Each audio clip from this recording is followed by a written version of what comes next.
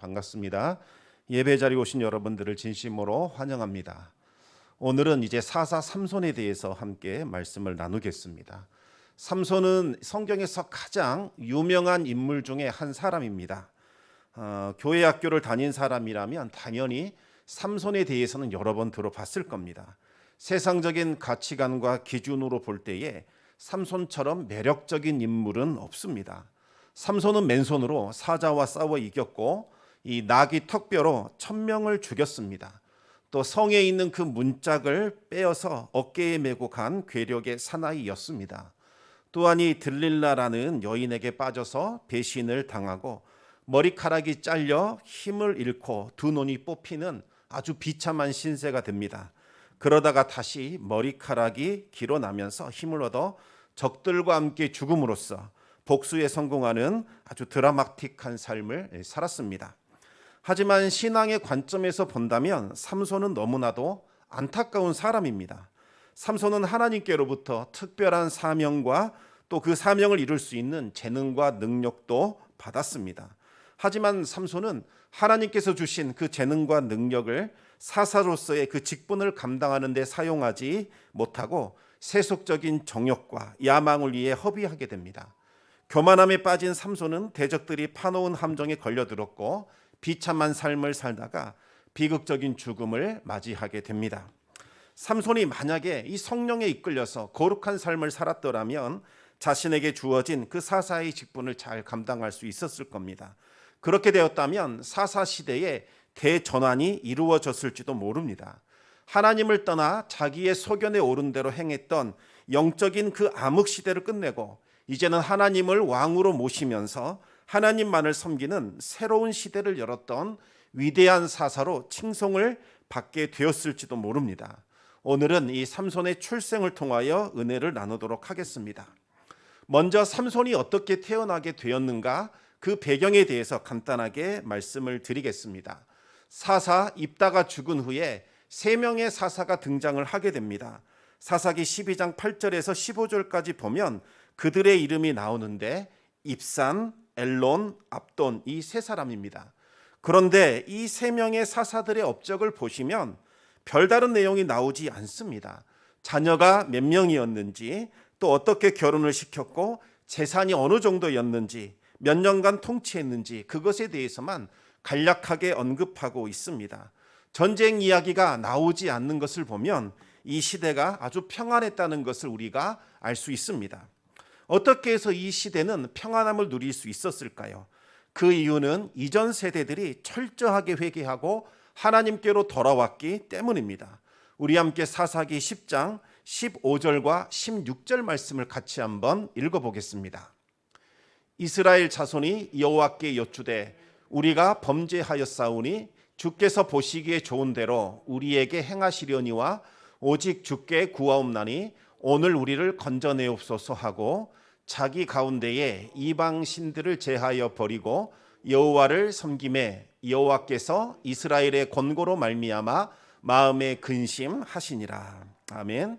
이 블레셋과 암몬에게 의하여 18년간 고통을 당한 이스라엘은 그제서야 하나님을 찾고 부르짖게 됩니다. 하나님을 버리고 우상을 섬긴 그 죄악을 고백하며 회개했습니다. 그러나 하나님은 차갑게 그들에게 대해 주셨습니다. 너희들을 구원한 것이 벌써 몇 번째냐? 너희들이 부르짖을 때마다 나는 너희들을 구원했다. 그러나 너희들을 구원하면 또다시 나를 버리고 다른 신들을 섬겼다. 이제부터는 나는 너희를 구원하지 않을 것이다. 너희들은 너희가 선택한 그 신들에게 가서 부르짖어라. 그들이 너희를 구원하게 하라. 그렇게 냉담하게 거절하셨습니다. 깜짝 놀란 이스라엘은 즉시 모든 우상을 제거하고 하나님께로 돌아와 오직 하나님만 섬기게 됩니다.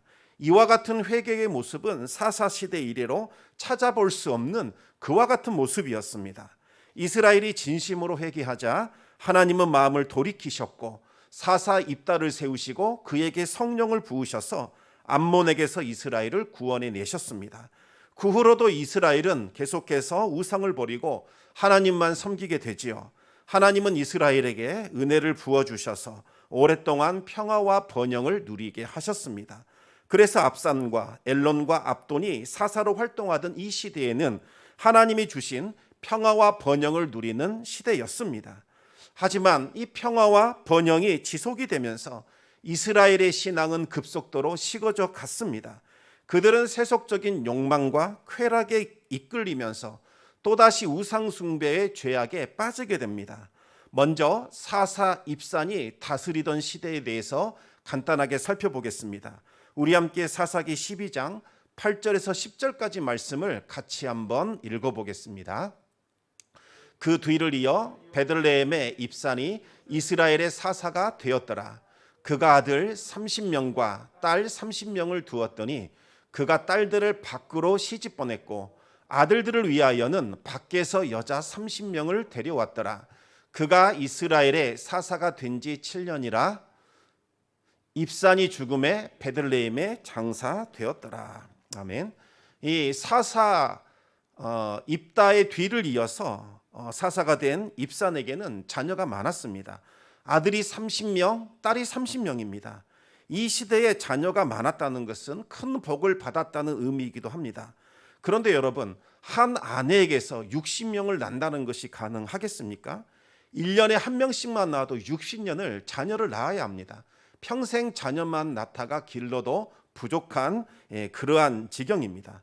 이것은 입산에게 수많은 아내가 있었다는 것을 보여주는 겁니다. 하나님은 나라를 다스리는 통치자는 많은 아내를 두지 말라고 말씀하셨습니다. 아내가 많으면 마음이 미혹되기 때문이죠. 많은 아내를 두는 것은 이방인들의 풍습이었습니다. 솔로몬도 많은 아내를 둔 결과 우상 숭배에 빠지게 되었고 그 후로 이스라엘은 둘로 나뉘어서 쇠락의 길을 걷게 됩니다. 그런데 이스라엘을 다스리는 사사가 하나님의 뜻을 멀리하고 이방인의 풍습을 따라서 수많은 아내를 둔 겁니다. 백성들도 하나님의 말씀을 외면하고 욕심을 따라 수많은 아내를 두었을 겁니다. 더군다나 입사는 딸들을 밖으로 시집 보냈고 30명의 아들들을 위해서는 밖에서 여자 30명을 데려왔습니다. 밖으로 시집을 보내고 밖에서 여자를 데려왔다. 무슨 의미일까요? 이전 성경은 밖으로라는 말을 타국에서 이렇게 번역하고 있습니다. 다시 말하면 입산이 자녀들을 모두 이방인들과 정략 결혼을 시켰다는 뜻입니다. 이제는 더 이상 하나님을 의지하지 않고 눈에 보이는 주변 나라들과의 이 외교 관계에 치중을 한 겁니다. 결혼을 시키면 사람만 오게 되는 걸까요? 그렇지 않습니다. 그들이 섬기는 우상과 음란한 문화들까지 함께 들어오게 됩니다. 이제 입산이 다스리는 시대는 영적인 타락이 시작되는 그와 같은 시대였습니다. 계속해서 사사기 12장 13절과 14절 말씀을 같이 한번 읽어보겠습니다. 그 뒤를 이어 바라돈 사람 힐렐의 아들 압돈이 이스라엘의 사사가 되었더라. 그에게 아들 40명과 손자 30명이 있어 어린 낙이 70마리를 탔더라. 압돈이 이스라엘의 사사가 된 지 8년이라. 사사 압돈은 아들만 40명입니다. 그리고 벌써 30명의 손자까지 두고 있었습니다. 자녀가 많다는 것, 이것 역시 복을 받았다. 번성과 또 평안의 시대라는 것을 의미하기도 합니다.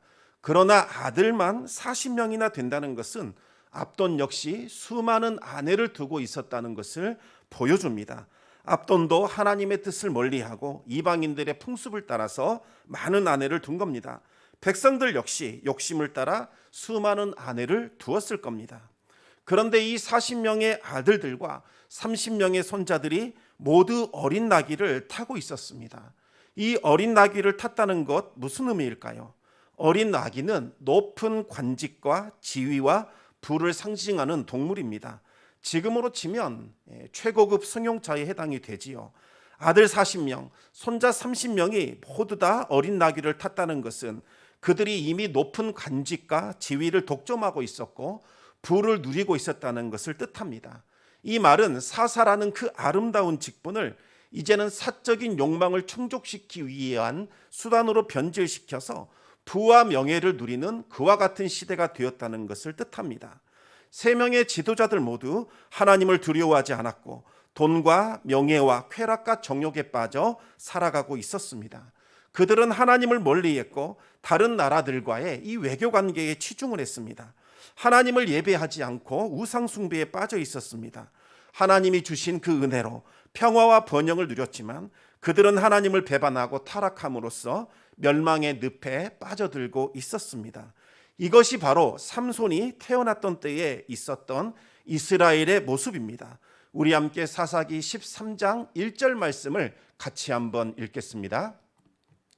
이스라엘 자손이 다시 여호와의 목전에 악을 행하였으므로 여호와께서 그들을 40년 동안 블레셋 사람의 손에 넘겨 주시니라.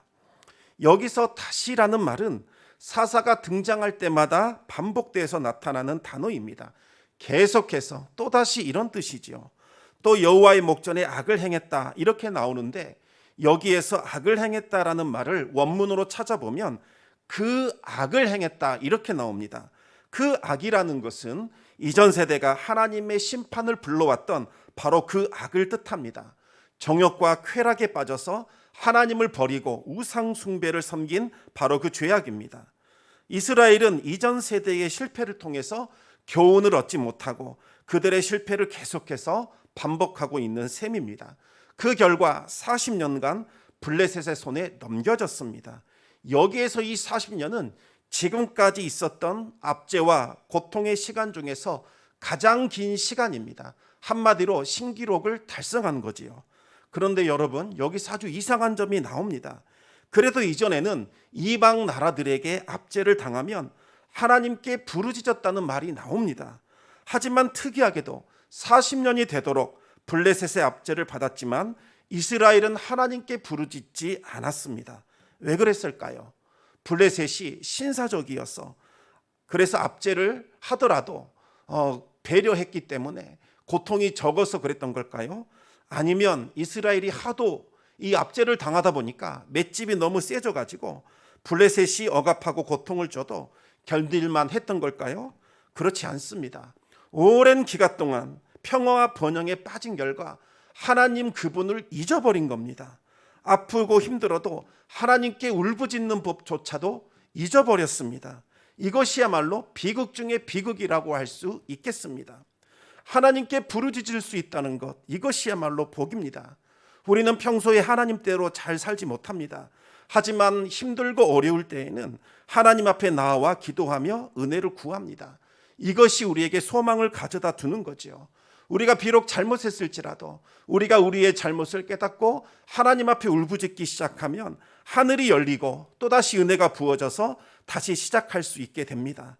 하지만 하나님을 잊어버리고 기도를 잊어버렸다면 그것이야말로 비극 중에 비극이라고 할 수 있겠습니다. 더 이상 일어설 수 있는 기회조차 사라졌기 때문입니다.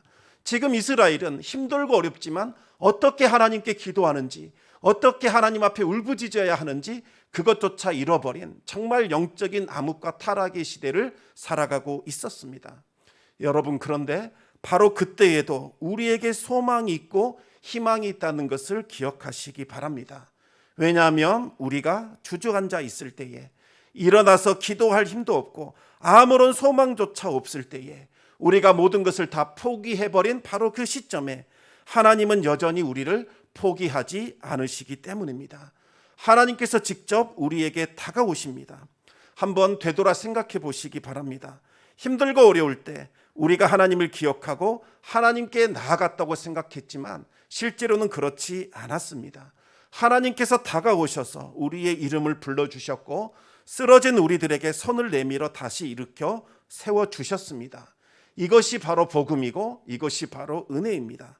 지금 이스라엘은 블레셋에 의하여 철저한 고난과 시련을 받았지만 그들은 하나님을 찾지도 않았고 하나님께 부르짖지도 않았습니다. 이대로 간다면 이스라엘은 멸망하게 될 겁니다. 그런데 바로 그때 하나님께서 이스라엘의 구원자를 세워주십니다. 이스라엘이 울부짖었기 때문이 아니라 하나님의 일방적인 은혜로 구원자를 세워주신 겁니다. 우리 함께 사사기 13장 2절과 3절 말씀을 계속해서 읽어보겠습니다. 소라 땅에 단지파의 가족 중에 마노아라 이름하는 자가 있더라.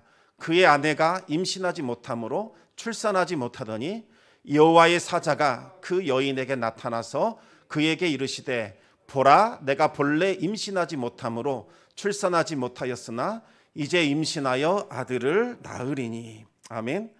하나님의 구원이 어디에서 시작이 되었는가? 아이를 갖지 못하는 비참한 가정에서부터 시작이 됩니다. 마노아는 이 단지파 출신의 사람이었습니다.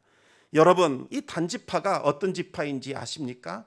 이스라엘의 12지파 중에서 가장 약하고 별 볼 일 없는 지파였습니다. 단지파가 제비를 뽑아서 얻은 땅은 해안가에 위치한 아주 좋은 땅이었습니다. 하지만 단지파는 그 땅에 살고 있는 블레셋이 너무나 두려워서 그들과 싸우는 것조차 포기해 버렸습니다. 결국 단지파는 좋은 땅을 제비 뽑았음에도 불구하고 그 땅을 제대로 누리지 못했습니다. 대신 거칠고 험한 땅에서 살아가야 했습니다.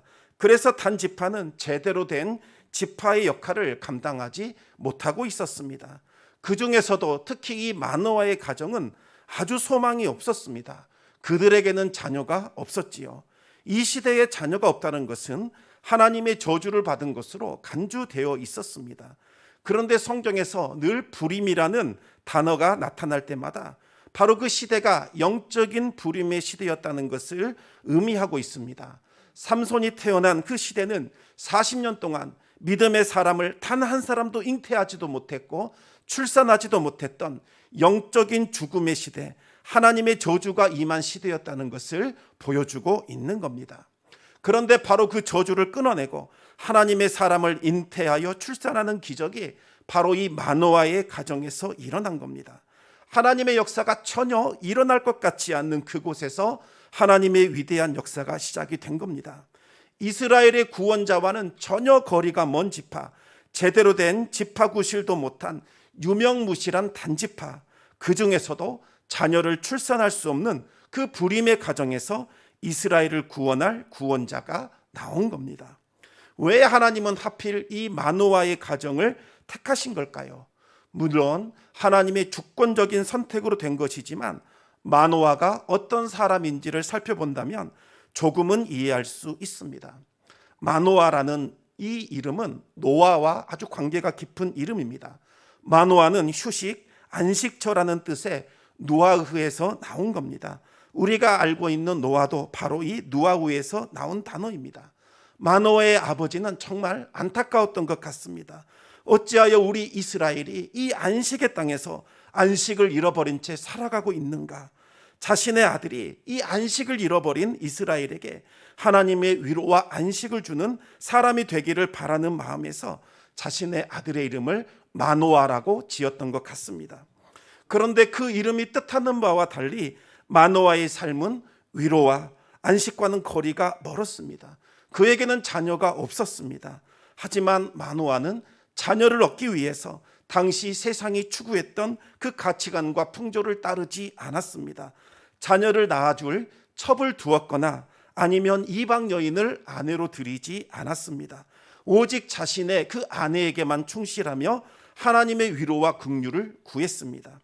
하나님은 수많은 이스라엘 중에서 오직 하나님만 바라보았던 이 마노아에게 집중하셨습니다. 하나님은 마노아의 아내에게 천사를 보내셔서 아들을 낳게 될 것이라는 것을 알려주셨습니다. 이것을 수태고지라고 부릅니다. 성경 전체를 통틀어서 미리 아들을 낳게 될 것이라고 천사가 수태고지한 사람은 4사람밖에 없습니다.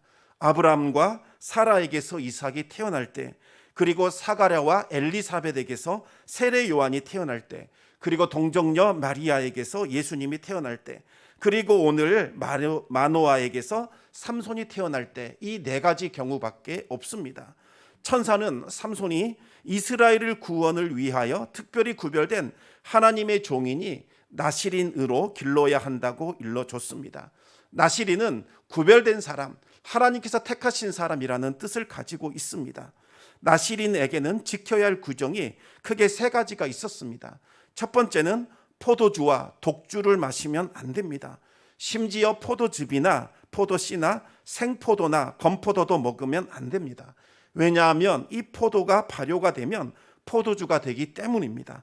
나시린은 하나님께만 붙들려야 하기 때문에 자신을 장악할 수도 있는 그 어떤 것에 가까이에서는 안 된다는 것을 보여주는 겁니다. 두 번째로 나시린은 머리카락을 깎으면 안 됩니다. 머리카락이 머리를 덮고 있듯이 하나님께서 내 생각과 내 삶을 온전히 덮고 있다는 것을 기억하라는 겁니다. 그리고 그 긴 머리카락을 통해서 나는 하나님께 성별된 사람이라는 것을 드러내 보이라는 거지요. 긴 머리카락을 통해서 세상과 구별되는 존재로 살라는 말씀입니다. 세 번째로는 죽은 시체나 부정한 것을 가까이 하면 안 됩니다. 나시린은 하나님께 구별된 거룩한 존재이기 때문에 부정한 것을 멀리 해야 합니다. 심지어 아버지가 죽은 경우에도 나시린은 장례를 치를 수가 없었습니다. 나시린은 일정 기간 서원할 수도 있고 평생토록 서원할 수도 있었습니다. 그런데 삼손은 하나님의 특별한 종으로 선택되었기 때문에 평생토록 나시린으로 살아가야 합니다. 하나님께서 능력을 나타내 보일 사람에게 요구하는 것이 있습니다. 그것이 무엇일까요? 바로 거룩함입니다. 하나님은 모든 사람을 사용하실 수 있습니다. 하나님께서 사용하지 못하는 사람은 없습니다. 그러나 하나님은 아무나 사용하시는 것이 아닙니다. 하나님께서는 오직 거룩한 사람을 사용해 주십니다. 먼저 거룩한 그릇이 되어야 하나님께서 그곳에 거룩한 능력을 부어 주십니다. 하나님의 은혜가 충만하게 부어지기를 원한다면 우리는 거룩함에 힘써야 합니다. 그러나 안타깝게도 오늘날 성도들의 관심은 거룩함에서 너무나 멀어 있습니다. 다들 행복을 추구하기를 원합니다. 하나님 행복하기를 원합니다. 행복하게 해주십시오. 기도하지만 거룩함을 위하여 몸부림치는 사람은 없습니다. 그런데 행복을 추구하면 행복은 더 멀리 달아나 버리는 그와 같은 성질을 가지고 있습니다. 우리가 행복이 아닌 거룩함을 위하여 몸부림치며 살아가면 우리도 알지 못하는 새에 행복은 어느덧 우리에게 가까이 오와 있는 것을 발견하게 됩니다. 하나님은 약속한 대로 이 마노아에게 아들을 주셨고 마노아는 아들의 이름을 삼손이라고 지었습니다. 삼손이라는 말은 태양 이런 뜻을 가지고 있습니다. 영적으로 어두워진 이스라엘을 정말 하나님의 영광의 빛을 비추는 자가 되라는 그와 같은 의미입니다. 삼손은 이스라엘을 블레셋의 손에서 구원하여 하나님의 영광을 드러낼 그 사명을 가지고 태어났습니다. 마노아는 천사가 지시한 대로 삼손을 나시린으로 구별하여 길렀습니다. 그러자 삼손에게 두 가지 일이 나타나게 됩니다. 우리 함께 사사기 13장 24절과 25절 말씀을 읽어보겠습니다. 그 여인이 아들을 낳음에 그의 이름을 삼손이라 하니라. 그 아이가 자라매 여호와께서 그에게 복을 주시더니 소라와 에스돌 사이 마하나단에서 여호와의 영이 그를 움직이기 시작하였더라. 아멘. 첫 번째로 하나님께서 삼손에게 복을 주셨습니다. 하나님께서는 삼손이 태어나기도 전에 그를 부르셨을 뿐만 아니라 자라나는 과정에서도 계속해서 복을 부어 주셔서 하나님의 일을 감당할 하나님의 사람으로 준비시켰습니다. 하나님은 삼손에게 복을 주셔서 어두운 시대를 밝힐 작은 태양이 되게 하셨습니다. 여러분, 이것이 너무나 중요합니다. 하나님의 복이 먼저 임해야 합니다. 그래야 어두운 시대를 밝히는 위대한 사람으로 쓰임 받을 수 있습니다. 따라서 우리는 할 수 있는 한 축복하는 자가 되어야 합니다. 먼저는 나 자신을 축복하시기 바랍니다. 많은 분들이 자신을 축복하지 않습니다. 오히려 자신의 부족함, 자신의 잘못, 이와 같은 것을 생각해내며 자신을 저주하는 사람들이 많습니다. 그러나 우리는 우리 자신을 축복할 수 있어야 합니다. 그리고 자녀들을 많이 축복하시기 바랍니다. 하나님의 이름으로 축복하시고 볼 때마다 하나님의 영광이 나타날 자라고 선포하시고 선언하시기 바랍니다. 또 배우자를 축복하시기 바랍니다. 배우자를 정말 하나님의 귀한 배필로 그렇게 생각하시며 날마다 축복하시기 바랍니다. 그와 같은 축복할 때에 정말 복이 임하게 되고 그리고 나서 놀라운 능력이 임하게 되는 겁니다. 두 번째로 삼손이 성령의 인도함을 받았습니다. 성령의 인도함을 받지 않으면 세속의 영에 이끌리게 됩니다. 삼손의 힘은 성령으로 말미암아 주어진 것이었습니다. 하지만 삼손은 참으로 영적으로 무지한 사람이었습니다. 자신의 힘이 이 머리카락에 있다고 그렇게 믿은 겁니다. 따라서 나는 머리카락만 잘리지 않으면 힘을 늘 소유할 수 있다. 거룩하지 않은 삶을 살아도 대충 살아도 머리카락만 길면 될 것이라고 생각을 했습니다. 그런데 이 머리카락은 나시린 하나님의 것으로 구별되었다는 그 증표인 것이지 머리카락에 힘의 근원이 있는 것은 아니었습니다. 하지만 삼손은 어리석게도 그 머리카락에만 신경을 썼을 뿐이지 거룩한 삶을 사는 데에는 실패했습니다. 그 결과 삼손은 사사로서의 사명을 감당하는 데 실패하게 됩니다. 이제 오늘 말씀을 마무리 짓도록 하겠습니다. 하나님께서 이스라엘을 구원하기 위하여 집중한 사람은 바로 마노아였습니다. 마노아는 자녀를 얻기 위하여 세상의 그 가치관과 풍조를 따르지 않았습니다. 자녀를 낳아줄 수 있는 첩을 두었거나 이방 여인을 아내로 맞이하지 않고 오직 자신의 아내를 귀중하게 여기며 그 아내에게만 충실했습니다. 그리고 하나님의 위로와 긍휼을 구했습니다. 하나님은 마노아를 선택하셔서 이스라엘의 구원자인 삼손을 그에게 보내주셨습니다. 하나님께서 이스라엘의 구원자가 될 삼손에게 요구한 것은 단 하나, 거룩함이었습니다. 이스라엘이 실패했던 것은 그들이 지식이 없었거나 능력이 부족했기 때문이 아니었습니다. 그들은 거룩함에 실패를 한 겁니다. 세상의 그 가치관과 풍조를 따라 살았고 우상을 쫓아 쾌락을 추구하는 삶을 살았습니다. 이스라엘이 거룩함에 실패한 순간 하나님은 그들을 떠나셨고 실패하는 삶을 살게 됩니다. 하나님은 이 삼손을 통하여 이스라엘의 거룩함을 회복시키기를 원하셨습니다. 거룩함이 회복이 되면 하나님 쓰시기에 합당한 그릇으로 변하게 됩니다. 하나님은 깨끗한 그릇, 거룩한 그릇을 사용해 주십니다. 하나님은 그 깨끗한 그릇, 거룩한 그릇에 복을 부어 주셔서 하나님의 일을 이루어 가십니다. 또 거룩한 백성에게 거룩한 영이신 성령을 부으셔서 하나님의 위엄과 영광을 나타내시고 하나님의 능력을 드러내 주십니다. 사랑하는 성도 여러분, 거룩함에 힘쓰시기 바랍니다. 우리의 생각, 우리의 말, 우리의 행실을 거룩하게 하시기 바랍니다. 하나님 보시기에 이게 합당한 생각인가? 하나님 보시기에 옳은 말인가? 하나님께서 기뻐하실 만한 행동인가를 먼저 생각하시기 바랍니다. 만약 하나님께서 기뻐할 만한 생각이요, 말이요, 행동이라면 하시기 바랍니다. 그러나 하나님께서 보시기에 합당하지 않다면 과감하게 그와 같은 언행을 끊어버리시기 바랍니다. 세상의 가치관과 풍조를 거부하고 오직 하나님의 말씀을 따라 구별된 삶을 살아가시기 바랍니다. 그리하여 성령의 능력이 나타나고 하나님의 영광이 임하는 은혜가 날마다 함께하기를 우리 주님의 이름으로 축원합니다. 이 시간 우리 같이 말씀을 기억하면서 함께 기도하는 시간을 갖도록 하겠습니다. 왜 오늘날 정말 우리에게서 하나님의 능력이 나타나지 않은 걸까요? 수많은 교회가 세워지고 있고 수많은 예배가 드려지고 있지만 어찌하여 이 오늘날 한국 교회는 세상을 향한 그 능력을 잃어버리게 된 걸까요? 그 이유는 거룩함을 잃어버렸기 때문입니다. 하나님께서 삼손을 세우시고 그에게 요구한 것은 단 하나, 거룩함이었습니다. 거룩함이 회복될 때에 하나님의 능력이 나타날 것이고 그 시대를 변화시킬 수 있는 능력이 나타나게 될 겁니다. 오늘날 우리가 회복해야 될 것은 바로 거룩함입니다. 하나님, 우리의 행실과 우리의 생각과 우리의 모든 것 가운데 거룩함이 나타나도록 우리를 붙잡아 주시옵소서. 특별히 우리 청담교회, 아버지 하나님, 거룩한 교회 되기를 원합니다. 우리 성도들이 거룩한 생각을 하고 거룩한 말을 하고 거룩한 행동을 함으로 하나님께 영광을 돌릴 수 있도록 아버지 하나님, 우리를 붙잡아 주시옵소서. 정말 우리 교회가 거룩한 교회, 정말 우리 한국 교회가 거룩한 교회가 됨으로써 이 세상의 빛과 정말 소금의 역할을 잘 감당하여 하나님의 능력이 다시 회복되고 나타날 수 있게 해달라고 이 시간 우리의 자신을 회개하며 주님 앞에 나아가도록 하겠습니다.